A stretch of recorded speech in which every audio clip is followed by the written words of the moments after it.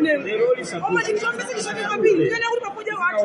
Pamazika mawanitoro. Leo muone kuti pereza mene makabukula. Tipakuwa pereza watulo. Osipati 175,000 ba export component. Mwendo nayo kuchisi. Kumene kulitina langa imene makuwa pereleza. Leo kuchima kameme jisema nati. 100,000 batuka. Imo atuke jisema nati kwa nitola za kulola zatu. Kama kuna mkuma zabazaka wanitola. Mkuma kuse kuti. Kodi ndiloma imene yo. Ini kwa nitabanje. Ini kwa nitazali maso chakaja mawa. Kapena afuna atipe. Ndeni mafuna pepo laka kuti.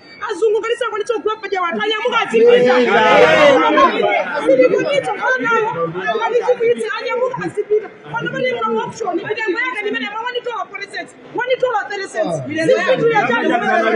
Inenu kama mwana sima ya zikoma. Badali kukulana. Badali kukulina. Kama kutiria zake nizimene sisi. Kuda Malawi tikalili la kuda. Malawi tipu mukila pati. Kuda kumula kuja mwana bila kumunda ukalima ni manja hatu. Nipe masingo maza nilima udindua kula kuwa. Ati kesi la mota nipe.